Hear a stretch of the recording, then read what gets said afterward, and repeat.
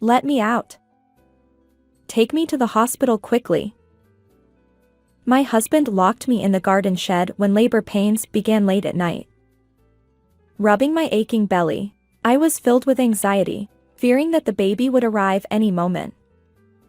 Suddenly, screams echoed from our home. Peering through the gap in the shed, I witnessed an unbelievable scene. What's happening? Later, I learned the shocking truth, and anger surged within me. I am Jessica, 30 years old. My husband, Guy, is 3 years older and a senior colleague at the same company. We had an office romance and got married. After retiring, I started working as a part-time office worker in my neighborhood. My younger sister, Serena, lives nearby and often visits after work. Her presence was comforting during my new life filled with uncertainties. My husband's daily phrases became a routine. I might have to work overtime today and I'm heading out. He consistently returned home late. Having worked at the same company, I understood the demands of his job. Although I felt lonely, my main concern was his well-being. I reassured myself that it wouldn't last forever. Despite my worries, my husband's return time kept getting later. He even worked on weekends, leaving me waiting at home. I considered asking former colleagues about the situation, but I wondered how Guy would feel if he found out. Ultimately, I continued waiting for his return every day. And then, my husband's concerning behavior gradually increased during this time. I managed our household finances, and gave my husband an allowance. Although he occasionally went out for social events, I always provided him with enough money each month.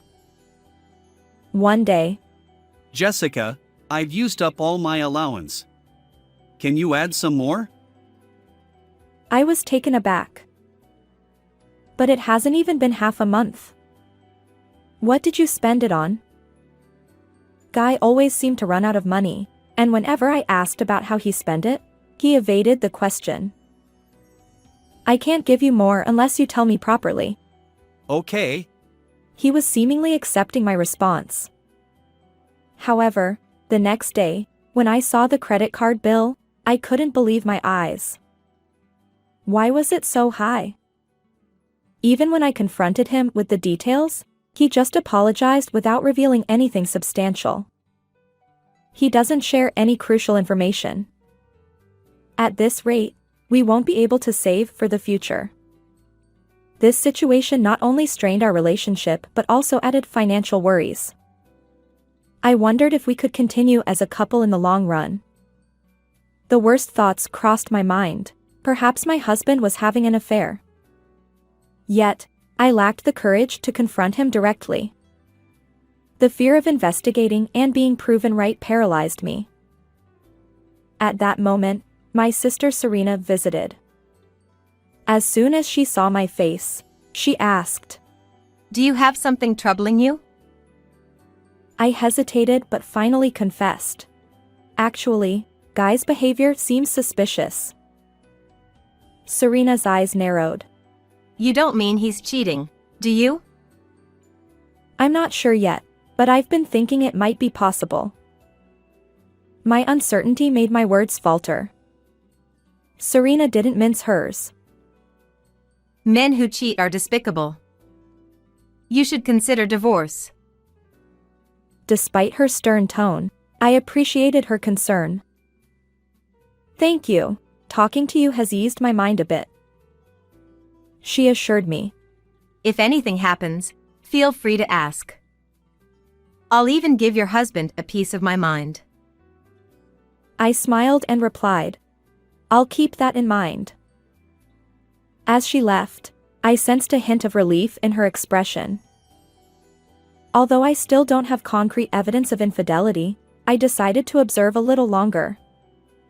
Just then, I fell ill and went to the hospital, where I discovered that I was pregnant. My husband's response was, Oh, I see. That's good. But he seemed to avoid eye contact. I asked.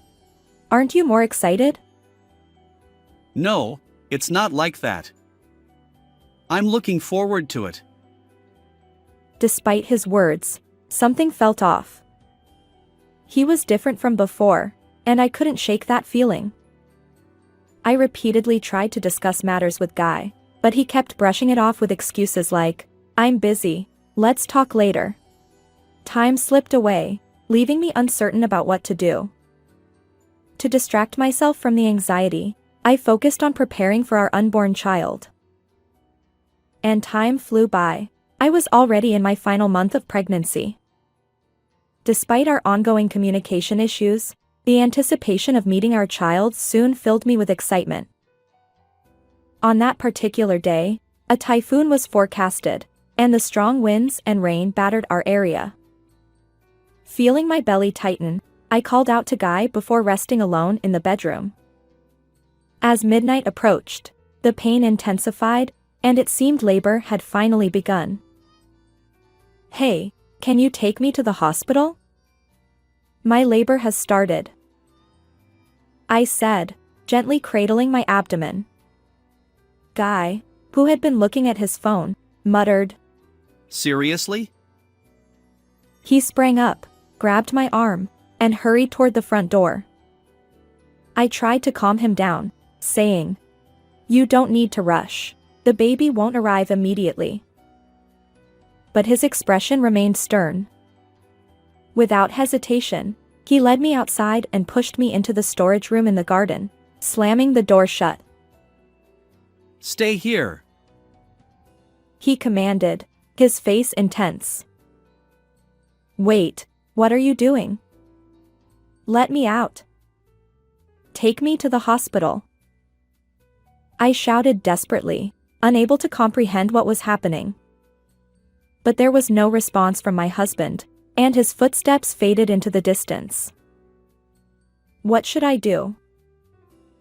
I clutched my aching belly, immobilized for a while.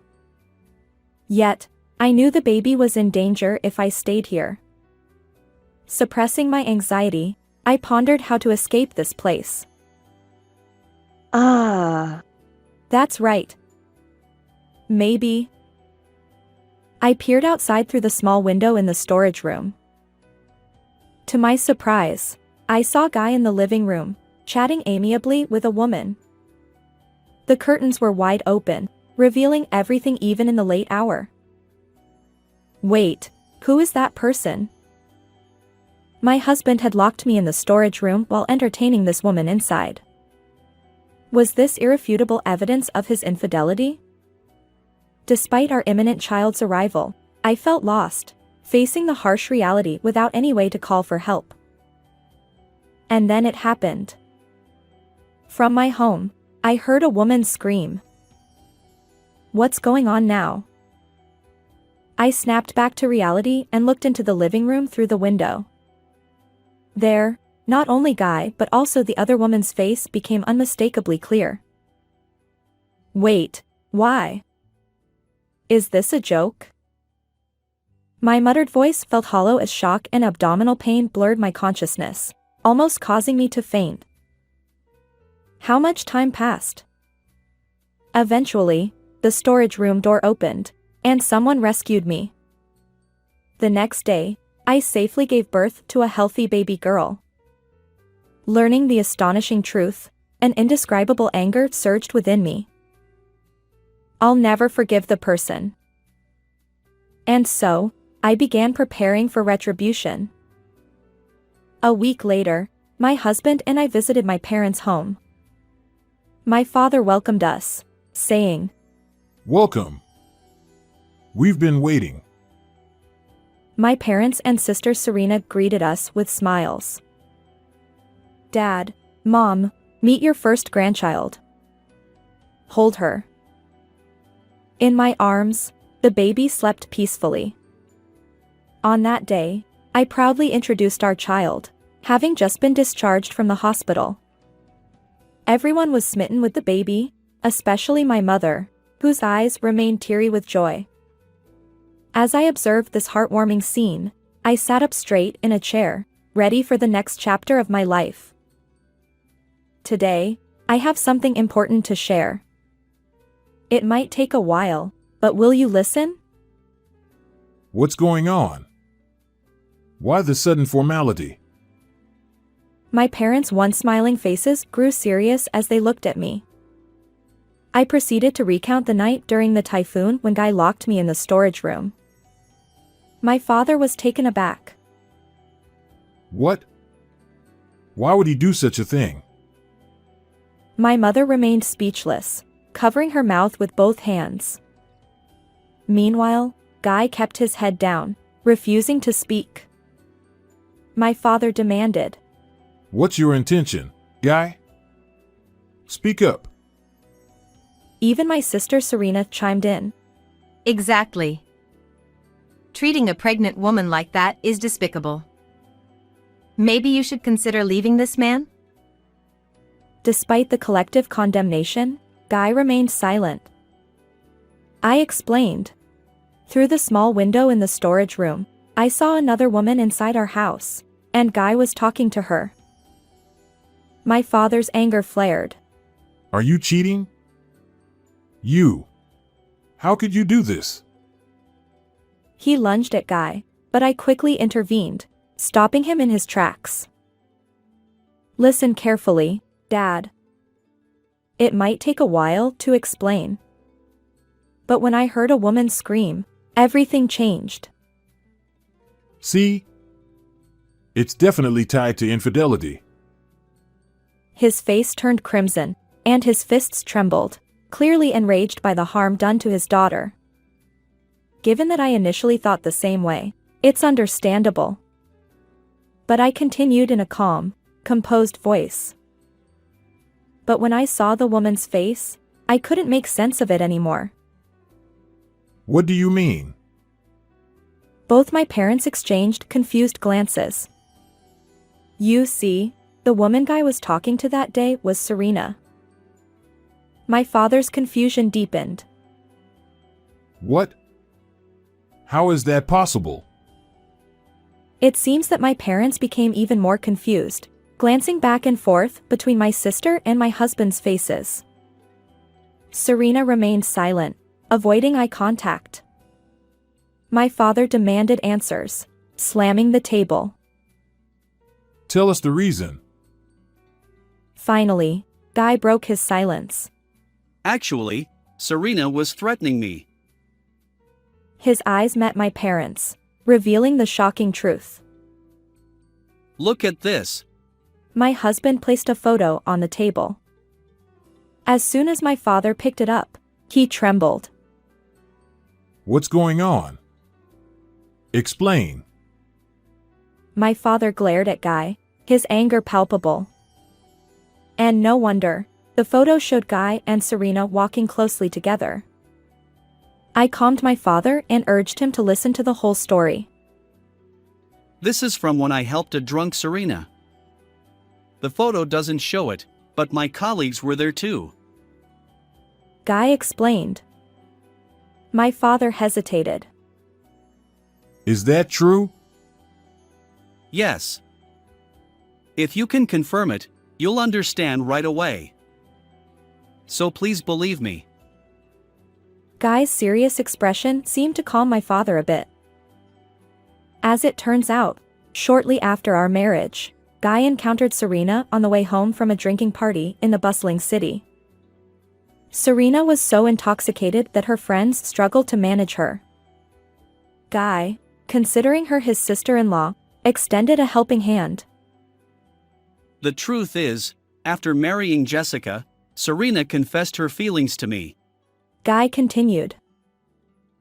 Of course, I firmly rejected her each time. My parents were puzzled by my husband's thorough explanation of the events leading up to this point, as he spoke while looking at them. According to him, Serena, who had feelings for Guy, seemed to have fallen in love at first sight when she saw my husband at the family gathering. This photo too was taken by a friend who knows your feelings for fun, right? Ignoring the question, Serena remained silent, but I pressed on. And then you used this blatantly suspicious photo as leverage to threaten Guy, right? My husband pushed my sister away, claiming that everything was baseless. He even tried to discuss her feelings and the photo with me immediately. However, Serena had pushed him into a corner, saying things like, If you won't be with me, I'll end my life. or, If you tell Jessica, I'll drag her down too. although he didn't take her seriously, he couldn't risk any harm coming to me. You exploited Guy's kindness, acting selfishly. I told Serena. So what? She finally looked up, smiling wryly. Maybe Guy wasn't entirely indifferent? She suggested. Guy retorted. No way. It was pure agony. Since then, he'd been at Serena's beck and call, summoned after work daily, unable to return home. But that wasn't all. Guy's perpetual financial struggles were due to Serena coercing him into buying things. You manipulated him, making him late and reckless with money, all to create suspicion of infidelity and provoke conflict between us. I explained. Well, what's going on? She pretended to listen to my concerns. Her words, "Why don't you divorce Guy?" were actually heartfelt, and deep down, she was probably smirking, knowing that things were going her way. Isn't this just your paranoia? She chuckled, crossing her legs on the sofa. Perhaps she believed she was the chosen one, looking down on me with a triumphant air. I retorted. Guy won't come to you, no matter what. He's only following your instructions to keep me safe. That's impossible. She stood up, confronting Guy with anger. Hey, Guy. She's lying, right? It's true. No way. Didn't you fall for me? I've never said I liked you. There's a 0% chance I ever will. His tone was flat and resolute as he pushed Serena away. She muttered something about how awful it was and collapsed right there. After observing my sister's distress, she turned her gaze toward me. Enough with the drama. There's no evidence that I threatened Guy, right? He could be lying, couldn't he? Even at this point, she defiantly fired back. That's impossible. Despite his struggle, I restrained him with my hand. Then how about this? I said, pulling out my smartphone and playing a certain video. On the screen, Guy and my sister were captured in a heated exchange inside the house during the time I was locked in the storage room. Serena's voice echoed. When will you break up with Jessica? Marry me already. And then, chillingly, Where is she? I'll make her Miss Gary. Even if the baby is born, I'll end it myself. those were the chilling words she uttered, one after another. Isn't this considered a threat? I challenged. It's surveillance. Violating my rights like this. My sister continued to argue with me, her voice rising. This footage is from the surveillance camera I set up for the baby. It happened to capture this. I explained. In the midst of labor pains, I hadn't had time to record it, but later, I remembered the camera and checked. The evidence was there. Baby, what's the big deal?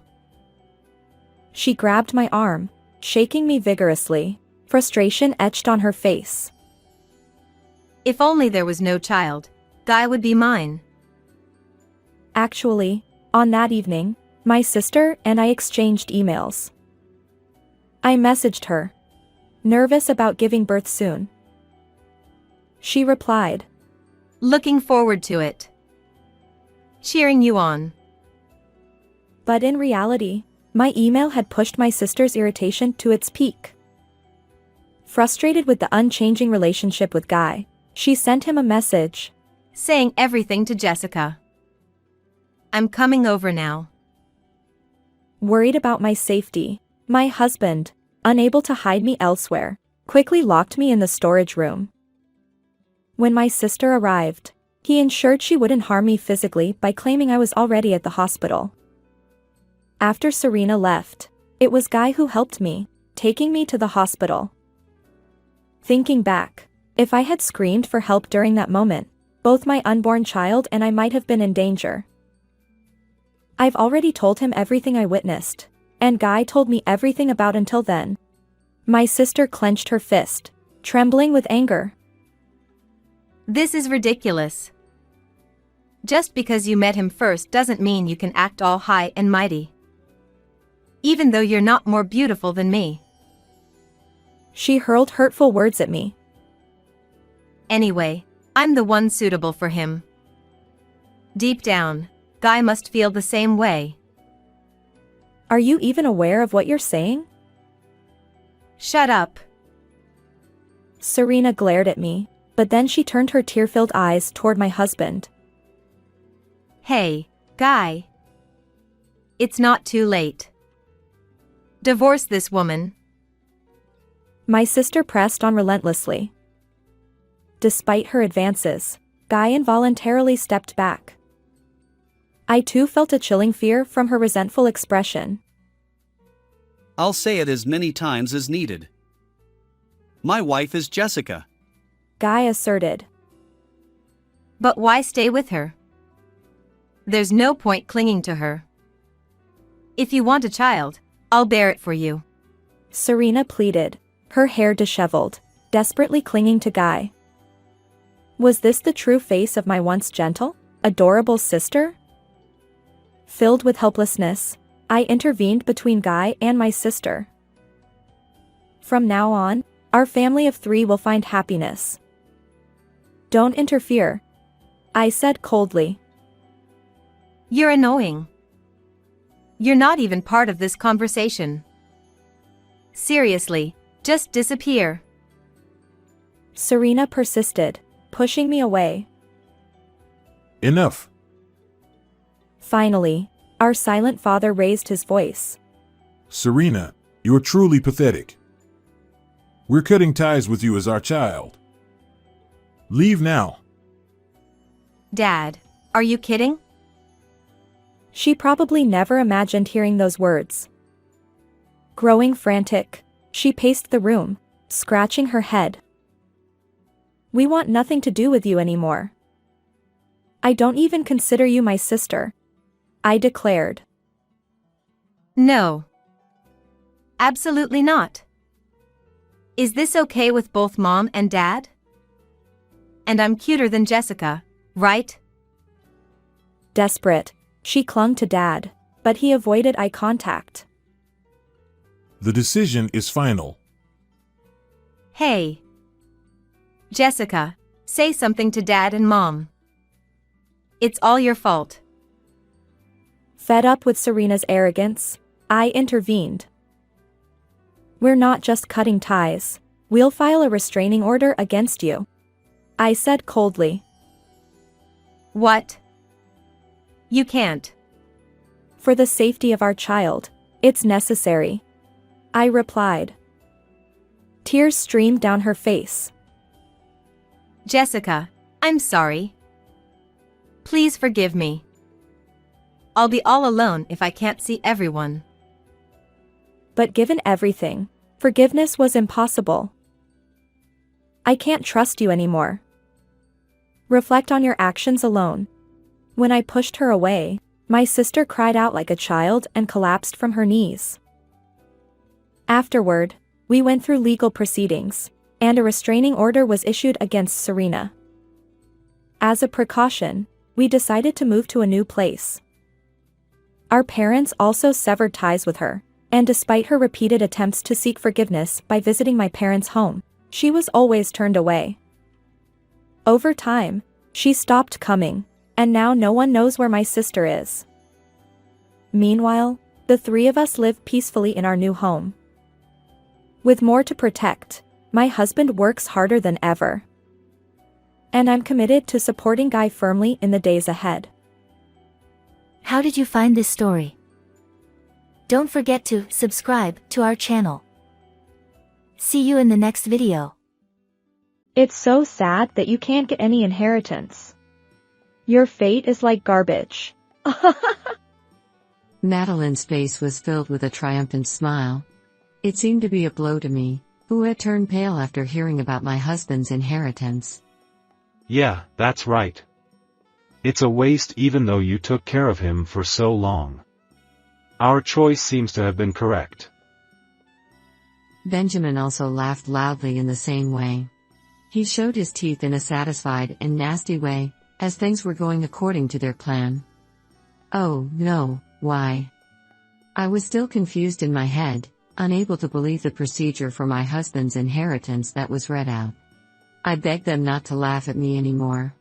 My hands, which I held tightly on my knees, were sweating. My name is Wilma White. I'm 55 years old and work for a real estate company. Originally, I lived with my husband Sebastian and my eldest son's family, but since Sebastian collapsed from a cerebral hemorrhage a year ago, I have been living with my husband while I took care of him. My eldest son's family escaped from the house early on, saying they didn't want to take care of my husband. Sebastian had a stroke and unfortunately, it was discovered that he had metastasized stomach cancer from a previous illness. There was nothing more that could be done for him, so I decided to take care of him at home, hoping to spend as much time with him as possible. I had no experience in nursing, so I contacted a friend who was a nurse and received advice on how to take care of Sebastian. Despite my awkward nursing, Sebastian never complained and always had a calm expression on his face, even though he must have been suffering from his illness. However, whenever the conversation turned to my eldest son's family, Sebastian would invariably frown. My husband and I only had one child, our son Benjamin. We had wanted a daughter as well, but due to my weak physical condition, we only had one child. We doted on our only child, Benjamin, and spent a lot of money on his education since he was our only child. Unfortunately, Benjamin was not very bright and after graduating from high school, he became a truck driver. Although I had hoped that he would go to university and work for a bigger company, I realized that it was his choice and that I shouldn't force him to do something he didn't want to do. It would be cruel to force him to study. Perhaps because he was an only child, Benjamin was a bit spoiled. He didn't clean up his room or put away his clothes, and he was sloppy. He probably thought that if he asked, his parents would do anything for him, and even when he was warned, he ignored it. It's true that my husband and I may have spoiled him a little because he was our only child, but I sighed every time I saw his bad habits, which never improved even after he became an adult.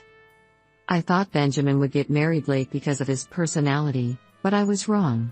5 years ago, when Benjamin was 25 years old, he married Madeline, who was 1 year younger than him. I don't know what attracted Benjamin to her, but Madeline was a flashy woman with bright red nails, so I wasn't surprised. And this eldest son's family has been messing up my life. When Benjamin got married, it was something I didn't expect. Even after getting married, Benjamin asked if he could continue living with us. Huh? But what does Madeline think? She doesn't want to live with us, does she?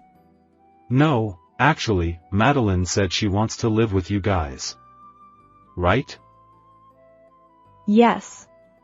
I want to get along with my mother-in-law and father-in-law. I was impressed by how cute she said despite her flashy appearance, so I agreed to let my eldest son's family live with us. Sebastian looked like he wanted to say something, but he was a man of few words, so he didn't object. When my eldest son's family moved in with me, my life became very busy.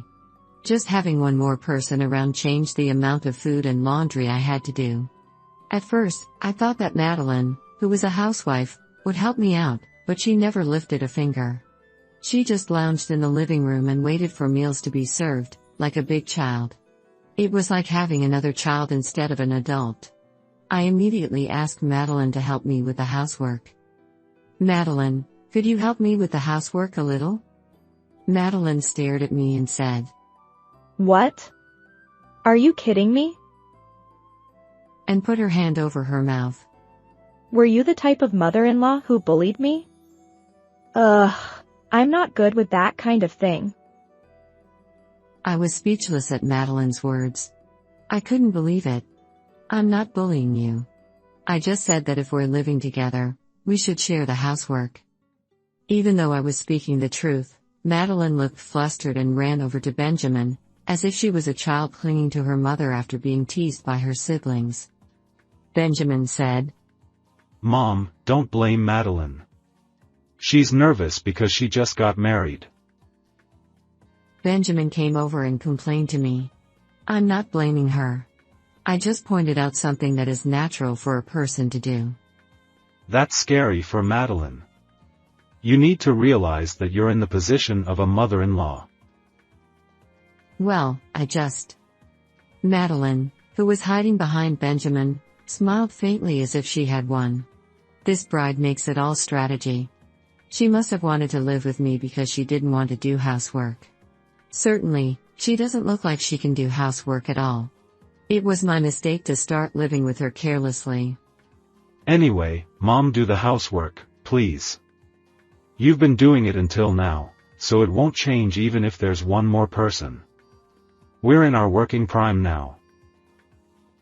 Even so, Madeline is a housewife.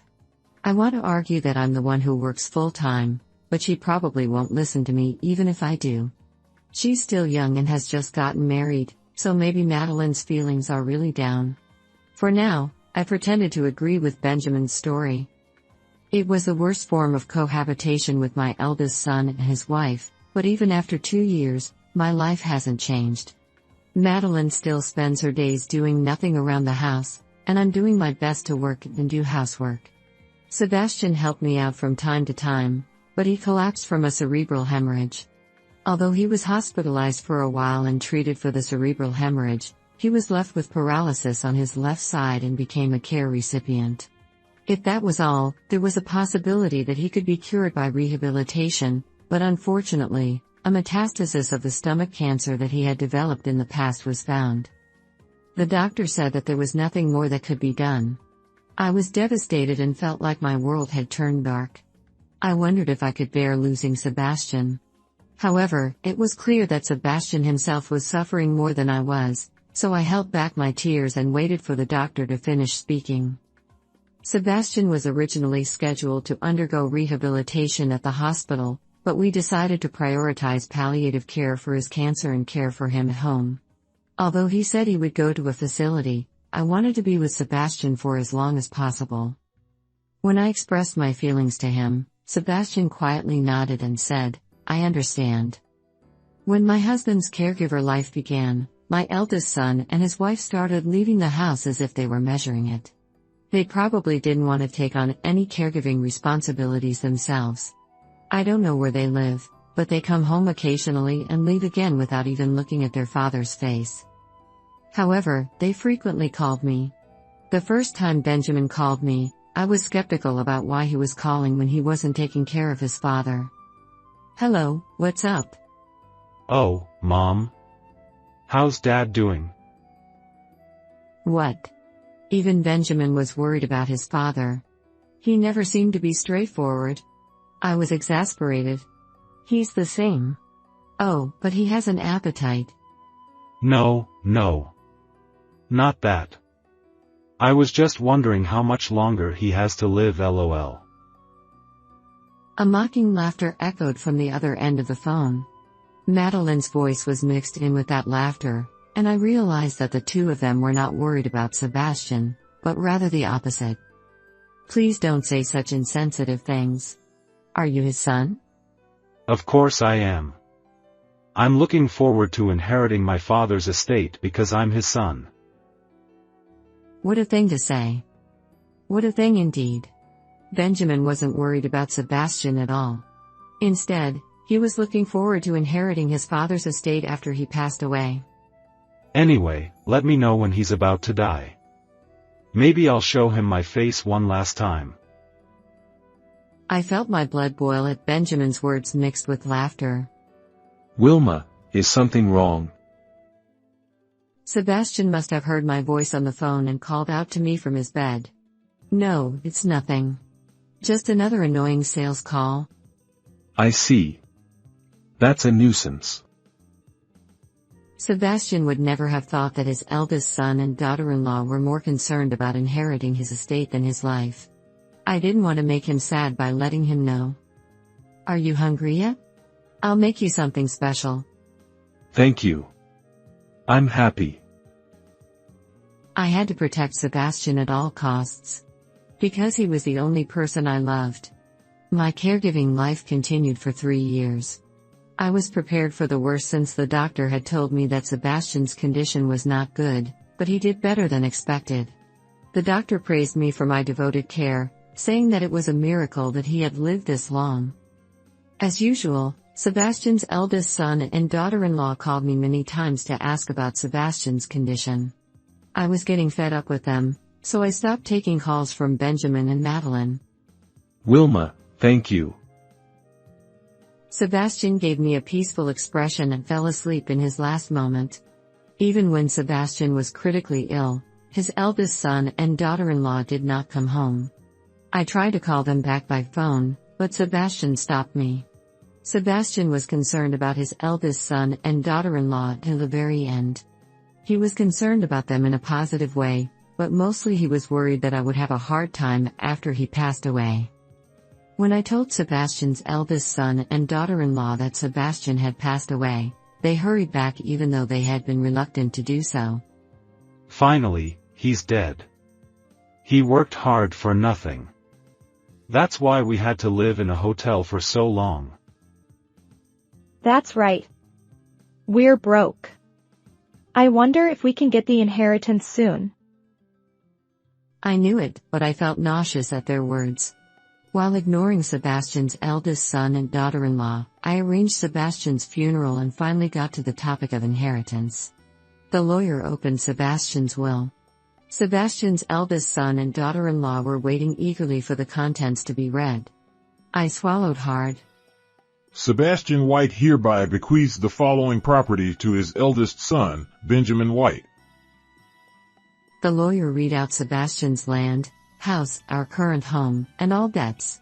At the same time, I saw Benjamin and Madeline's faces shining brightly in front of me. All right, we did it. Father was on our side after all. That's right. I'm a little worried about the debt, but it'll be okay, as long as we have the inheritance. The two of them were overwhelmed with joy. In the end, all that was left for me was a small apartment that Sebastian had purchased for investment purposes. Sebastian's eldest son and daughter-in-law looked at me, who was devastated, and said loudly, It's so sad that you won't inherit anything. Your fate is like garbage. Madeline's face was full of a triumphant smile. It seemed to be a further blow to me, who had turned pale after hearing about my husband's inheritance. Yeah, that's right. It was all for nothing even though you took care of him so much. In that sense, our choice was correct. Benjamin also laughed loudly in the same way. Things were going according to their plan, and they showed their satisfaction by showing their teeth in an unpleasant manner. That's not right, why? I still couldn't believe the letter of inheritance that the lawyer had read aloud, and my head was in chaos. Please, don't laugh at me anymore. My hands, which I clenched on my knees, were sweating. Then the lawyer began to explain the details of the inheritance to Sebastian's eldest son and daughter-in-law. Sebastian's eldest son and daughter-in-law were overjoyed to hear that they would receive their father's huge inheritance, and they didn't seem to listen to the lawyer's explanation carefully. The lawyer seemed to want to say something to me, but he didn't talk to me in the end, probably because I was too shocked. Oh, why? I remember the days when I took care of Sebastian. Did Sebastian really not agree with my care? Did he want to receive proper care at a facility? If so, it was a farce. I had been working hard to take care of him every day without even realizing that Sebastian was unhappy with my care. Sometimes I was annoyed by unpleasant phone calls from Sebastian's eldest son and daughter-in-law. I desperately tried to hide the contents of the phone calls from Sebastian because it would be bad if he knew. I didn't want to make Sebastian, who was sick, sad. That's okay that I was the only one who was troubled by that couple alone. That was the only way I could think of to protect Sebastian. I wonder what will become of me from now on. My life, in which I lost my beloved and didn't receive a single penny of inheritance, is. I was crying alone while the eldest son and his wife were listening to the lawyer's story with a happy expression. The next day, I moved to a small apartment as written in Sebastian's will. I really wanted to feel Sebastian's presence a little more at home, but Madeline said, This is our house. Get out quickly. So I gave up and packed my things. The apartment I went to with a heavy heart had one living room and one bedroom, and a small kitchen. It might be just right for living alone. This room was originally purchased by Sebastian as an investment, but he fell ill soon after and it was left unused without being rented out. The shelves, TV, air conditioner, and other furniture and appliances are all available. Since I was able to check the electricity and water and they worked properly, there should be no problem living here. The walls and floors seemed to have been renovated, and there was a new house smell in the air. It was as if telling me that Sebastian was no longer in this world, and it made me feel lonely.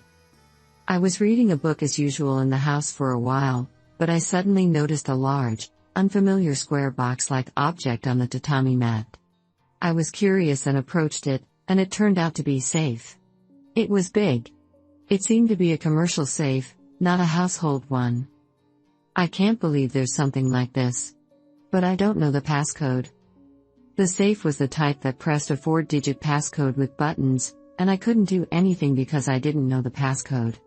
I thought of what Sebastian might have said as the passcode. Come to think of it, he had set the password to unlock his phone to my birthday. I tried pressing my birthday, and with a light sound, the lock opened. Well, I was surprised that the key had opened, but there were many things crammed inside. A large white bag that had something inside and was bulging occupied the safe, and there was an envelope underneath it. Something he wrote? Rather than checking the contents of the bag, I cut open the envelope of the letter. To Wilma, I'm sorry for what happened. I asked a trusted friend to put this letter in your home safe. You must be feeling very disappointed right now. I'm really sorry. Please bear with my excuse for a little while. Sebastian first apologized for leaving me behind and not being able to leave anything but a small apartment. I felt as if Sebastian was right in front of me and read on intently. I couldn't do anything when I saw Benjamin and Madeline saying terrible things to you and forcing you to do housework. I was angry, but I often came home late from work and was too tired to scold them when I got home. I'm really sorry. If I were gone, those two might do even worse things to you. That was my only worry, and I was worried about what to do every day. I see. I had been desperately hiding the contents of the heartless phone calls from Sebastian's eldest son and daughter-in-law so that Sebastian wouldn't know, but Sebastian was worried about their tyranny. Finally, I came up with a strategy. Inheritance. In that will, I gave almost all of the inheritance to Benjamin and nothing to you except for the apartment. You must have been disappointed. But listen. What Benjamin inherited is almost worthless, just junk. What? What does that mean? Benjamin should have received all of Sebastian's fixed assets. In other words, all of Sebastian's property. And that's junk? Ask Benjamin for details. He'll probably call you angry anyway. But more importantly, I've entrusted you with all of my property. You may have already seen it because I put it in a safe. That's the only way I can think of to protect you right now. I really wanted to be with you and live together longer. But I've already been called away, so I just wanted to thank you for supporting me and taking care of me until now. Thank you, Wilma. I've always loved you. My vision was blurred with tears. Tears fell on the letter, and Sebastian's handwriting was blurred. I took out a white bag with trembling hands and opened it. There were countless bundles of $100 bills inside. The total amount might be hundreds of thousands or even millions of dollars. If I were to live alone, it would be more than enough money for me. "Thank you," I said. I held Sebastian's letter tightly in front of my chest and cried until my tears ran dry. A few days passed. Thanks to Sebastian's inheritance, I was able to spend my days peacefully. I returned to work after taking a break for caregiving and was enjoying my fulfilling days. Then, on a Sunday afternoon 2 weeks after moving into this house, my smartphone rang. I looked at the screen to see who it was, and my heart skipped a beat when I saw the name Benjamin. As Sebastian's letter had said, Benjamin was calling me. "It's okay, I have Sebastian with me." I answered the phone calmly, no matter what he said. "Hello, it's me." Mom. Where are you now? "In the apartment your father gave me." That rundown apartment. How can you live there? "Well, it's okay. How about you? You moved to a big house, right? Is it comfortable?" My eldest son and his wife should be living in the big house they inherited from Sebastian, but they must have realized that the house was worth nothing.